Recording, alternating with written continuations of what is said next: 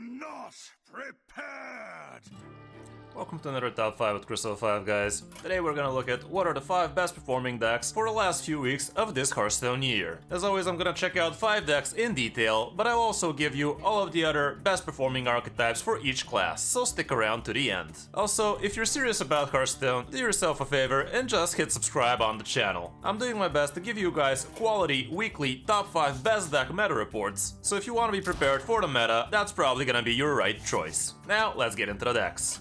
The first deck on the list, again, is gonna be Burn Shaman. Burn Shaman is one of the most versatile decks out there right now, and it has very few hard counters, which makes it an excellent choice for easy climbs. This particular version is utilizing Instructor Fireheart, and that's basically the only main difference from the usual Burn Shaman decks we're used to seeing. Fireheart really does give you excellent versatility and that extra bit of burn damage when you need it the most. And if you manage to play her and also have Bloom in hand, things can go pretty crazy pretty fast, and you can even get unexpected lethals out of nowhere that way. Right now, Burn Shaman is one of the decks I usually like to pick for coaching sessions as well, so if you have a hard time reaching Legend for the first time, or you want to climb even higher in Legend already, feel free to contact me for some coaching and we can definitely go for it. Check out the links in the description. Matchup wise, here's what it looks like for Burn Shaman right now. Quest Hunter is gonna be a problem in some games, but it actually is lower in popularity lately, so it should be fine. LTK Warlock is tricky, but your true counter here would be Control Warrior. They just gain too much armor and you simply can't stick any boards against them, and your burn damage is just not enough most of the time.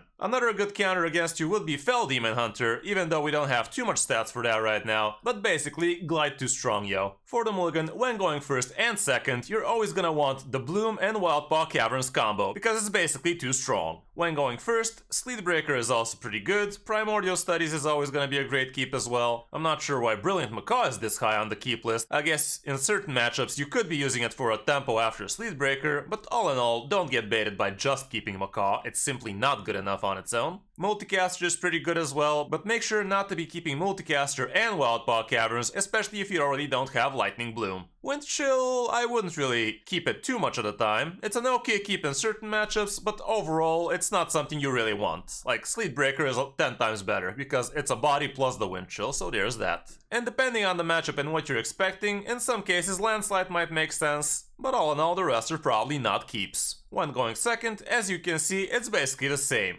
Fireheart actually makes the cut a lot more often here, and you could even tempo her out as soon as turn 3 for some extra bit of oomph. Novice Zapper plus Landslide could provide excellent board clears against fast aggro decks, so if you're against something like a Beast Druid or Shadow Priest, this would be not a bad keep for you, but don't get baited into just mindlessly keeping Zappers and Landslides, especially against classes you don't really know what archetype you're playing against. Against Study is pretty good, Multicaster is still pretty good, I have no idea why it's this low, and also Brucon might be a pretty good, even turn 5 play, if you have one Bloom for it plus the coin. All in all, the deck is not too expensive, and Brucon is an amazing craft anyway, and it is gonna stick around for one more whole year in Hearthstone too. If you don't have Fireheart, don't bother crafting her because she is actually rotating out, and you can just swap her out for a Viper or even the new free legendary Okani. That also works pretty well. For other good Shaman decks, we also have Aggro Elemental Shaman doing pretty fine. Vulnerable TK is still acceptable, but honestly, I would always prefer Burn over it. And even Evolve Shaman is actually working, which is kind of odd, and I haven't really seen any of those just yet. Freeze Elemental Shaman, and basically all sorts of other iterations of these Shaman decks, so plenty to choose from for the Shaman class. Next up, we have Ram Druid, which has really shaped up the meta around itself. The new cards Kazakhstan and Scale of Onyxia are really strong in the current meta, and being able to ramp super fast into those is just too strong right now. This deck entirely consists of ramp, removal, and armor gain and card draw, so it's really hard not to get your Kazakhstan fast or survive long enough to get him. We also have Capture Cold Tooth Mine, so you basically have free shots at finding Kazakhs super early. Wild Karguff is insanely strong, Scale of Onyxia is an excellent defensive tool, and you also have Best in Shell, so you can fight off those pesky aggro decks. You have a bunch of armor gain through Moontouched Amulet, as well as Pharaoh Rage, and you can even double it up with Solar Eclipses. And with Moonlit Guidance, you can even find extra copies of those busted cards. You have Resizing Pouch here, which on turn 1 usually gives you at least Innervate or even Lightning Bloom, but sometimes it can flop with Pounce and a couple of 0-mana minions. But all in all, the deck works pretty good. For the matchups, as you can see, other druids would be pretty strong against you. Fast decks like Face Hunter, Buff Paladin, and Aggro Shadow Priest are also gonna be pummeling you, but everything else is very green, so your matchups are gonna be pretty polarized. Mulligan wise, this is what it looks like when you're going first. Wildcard Guff, just too good. Overgrowth as well is pretty amazing, Fungal Fortunes ain't too bad, and you could even consider keeping Kazakhstan in your starting hand, which basically guarantees you're not gonna be drawing minions out of Fungal Fortunes either. Bloom is also a good keep, but usually you want to be keeping it when you actually have something to bloom into, and that goes double for Innervate. When on the coin, it's basically the same, with a few differences on the midsection of possible keeps. This is another pretty cheap deck you can go for and climb easily with if you know what you're doing with it, that is. Kazakhstan you basically got from the mini set, which was a no-brainer to buy, with gold at least. That's how I got it. Wildcard Guff is also an insanely good card to craft, which is not rotating out, so basically you're not gonna be having any useless crafts here. For Druid, we have a bunch of other good working archetypes out there, including Taunt Druid, Beast Druid, Spell Druid, which is pretty close to what we talked about with a few key differences. There's also a bunch of different ramp druids, as well as Anaconda Druid. So the thing is, when you face a druid, you're not gonna be certain what you're playing against until it's too late. Next up on the list, we have one of my favorite decks for this expansion, Quest Rogue. Quest Rogue has been a pretty solid choice for climbing ranks throughout this expansion, and right now it's still one of the best options, especially from Diamond to Legend. Wouldn't really recommend it in Top Legend, but it's still decent. Right now this is one of the best versions out there, and the main differences here are that we are running Scab Scutterbetter, and there's no Mr. Smite in this one, and we're also running 2 Wicked Stabs for that extra bit of reach. But honestly, I would prefer slapping in something like Cult Neophytes in here, so I can have better shots against those pesky spell-heavy decks. We have a couple of Foxy Frauds to make our combo life a little bit easier, and the new SI7 Smuggler is still shining even after the nerfs. Matchup-wise, the faster druids might be a problem for you, Face Hunter is also a bit too fast, but that's actually not too popular right now. Poison Rogue is pretty good, but again, it's not something you're gonna see every day. Burn Shaman, on the other hand, is something you should be seeing a lot, and that's not gonna be a good one for you, even though you still have some tricks up your sleeve. And also the Control-y warriors are too control-y for you as well. But all in all, it's pretty green. Mulligan-wise, when going first and second, you always want your good SI cards. Skulker and Operative would be at the top of your list. SI7 Agent is also pretty good, and Extortion is a nice cheap progression for you too. Swindle you usually actually don't want to be keeping early on. Smuggler is okay, still cheap SI progression and some tempo play with extra bodies on the board. Foxy Fraud could be a keep if you already have something to combo like an SI7 Agent or Swindle, but I wouldn't keep Swindle or Foxy Fraud alone like that. Blackwater Cutlass, still an acceptable keep, even though it's not as strong as people might think. There is a cool interaction which you could actually tradable your Cutlass on turn 1, and on turn 2 play your 0-mana quest with a Swindle for instance, and that way you get the combo without really losing quest progression, and that's pretty cool. When on the coin, like you see, again the SI7 family is at the top. Scab Scutterbetter also becomes pretty keepable here, because you could coin him out as soon as turn 3 and slap a couple of other free drops next to it, and that is a huge tempo play. Honestly, Secret Passage could also be a keep in certain situations where you're already curving out decently, and you will be looking at playing it as soon as turn 4. All in all, we only have 3 legendaries in here, but you could even play this one without Scabs and without Tenwu, even though they're obviously benefiting for the deck pretty much. Tenwu is rotating, so definitely don't craft him if you don't have him, but Scabs will be here for the next year as well. For other good rogue decks, Thief Rogue is actually still working, even though not as amazing anymore. Stealth Rogue is somewhat actually doable, and Poison Rogue is actually still decent, even though it's harder making it work. Next up on the list, this one is actually surprising to me. Boar Priest is not a meme anymore. I was seeing quite a few Boar Priests lately in Top Legend, but all of them seemed pretty easy, and I was like, what the hell are these people even doing? But it turns out this deck is actually pretty strong against aggro, and it can hold its own against druids too, so it's actually pretty decent. The deck has a good amount of card draw, with cards like Cleric of the Anshi, as well as Gift of the Naru, and you also tradable your shards. You have Insight and Thrive Shadows, and Amulet is also tradable.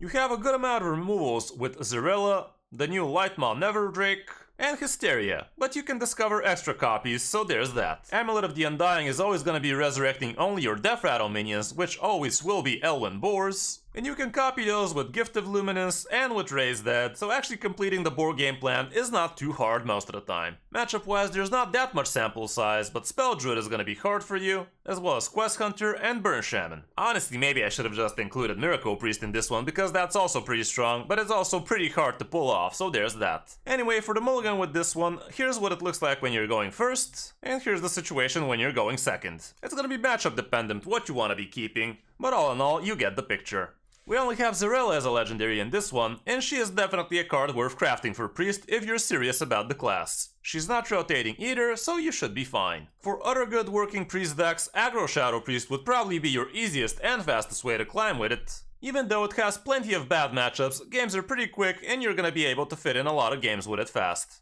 Like I said, Miracle Priest is doing pretty good, and we have several different variations with it, either with Drektar, or with Malygos, or the Miracle Rally Priest as well. There are a few other slower priest archetypes out there, including Big Priest and Quest Priest and stuff like that, but basically they're not doing as good as the first three. And for the last deck on the list, it's gonna be LTK Warlock. LTK Warlock has been a good deck for quite a while, and even after the nerf, it came back into the meta and it came back strong. If you are good with this deck, you're probably gonna be able to win against pretty much anything on ladder right now. And with people not running that many Vipers out there, your weapons are usually safe. We have one Hysteria in here, which could deal with some awkward boards for you. You have 2 Morgue Artificers so you can amplify all of your good damage stuff. And we're also running 2 Wicked Shipments, although some lists only resort to 1. Matchup wise, these results are gonna be very different if you're actually very good with this deck. But all in all, Demon Hunters are gonna be bad for you because they are gonna be gliding your hands a lot. Ramp Druid might be too fast, as well as Quest Hunter. Buff Paladin is also tricky, Mazaki OTK Mage as well. And as you can see, that Boar Priest is also doing fine here because you have time to assemble the weapon. And also Aggro Elemental Shaman and Quest Warrior could be kinda strong against you as well, even though that sounds kinda weird, especially for the Quest Warrior. Mulligan wise, this is what it looks like when you're going first.